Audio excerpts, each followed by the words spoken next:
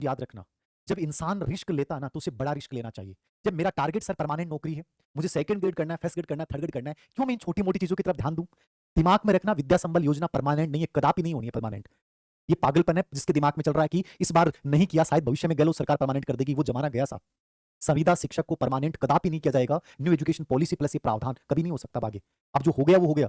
जैसे grade third की भर्ती होगी, ग्रेड सेकंड की भर्ती होगी, ग्रेड फर्स्ट की भर्ती होगी, 20 दिन बाद में यदि कोई ट्रांसफर करवा के आ गया ना, तुम्हें हटना पड़ेगा। प्रिंसिपल को लगा कि तुम्हारा पढ़ाने का अच्छा स्किल नहीं है, तुम्हें हटा सकता है। तुम्हें ना तो तुम्हारे साइन होंगे, कहीं तुम्हारा कोई दस्तावेज नहीं होगा, कोई तुम्हारे पास प्रमाण नहीं होगा कि तुम्हें विद्या संबल योजना में लगाया गया। बस एक नॉर्मल आदेश है जिसमें लिखा होगा अस्थायी आधार पे। तुमसे एफिडेविट लिया जाएगा जिसमें तुम्हें कभी भी हटाया जा सकता है। तुम किसी कोर्ट में चैलेंज नहीं कर सकते। कंप्लीटली अस्थायी नौकरी है। संडे के दिन का पेमेंट नहीं मिलेगा। जिस दिन क्लास ली उस दिन का सिर्फ पेमेंट मिलेगा। छुट्टियां तुम्हारे लिए लागू नहीं है। उस संबंधित स्कूल में तुम्हें जाना पड़ेगा। प्रिंसिपल जिस समय पीरियड देगा वहां लेना पड़ेगा।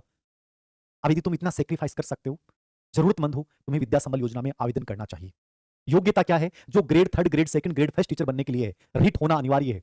ग्रेड थर्ड के लिए पीएड होना अनिवार्य है। जिस विषय में आवेदन किया वो विषय आपका, जो आपकी ग्रेड थर्ड की भर्ती की योग्यता, ग्रेड सेकंड, ग्रेड फर्स्ट की भर्ती की योग्यता है, वो पूरी होनी चाहिए। केवल जो रिटायर्ड कर्मचारी उसके लिए रिट नहीं होना चाहिए, बाकी होगा।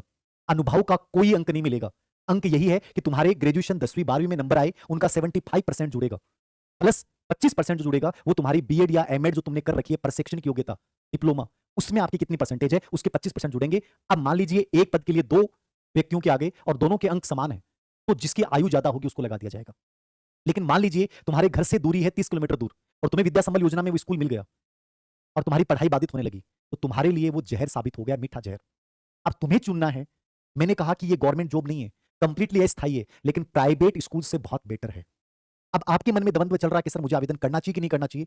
दो चीजें क्लियरली याद रखना, तुम्हें जॉब की जरूरत है, हाथ नहीं फैलाने हैं, तुम्हें विद्या संबल योजना में आवेदन करना चाहिए।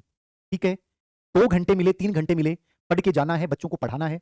उसके बाद जो समय मिला स्कूल में रुकना पड़ेगा जब तक तुम्हारे पीरियड पूरे नहीं होंगे।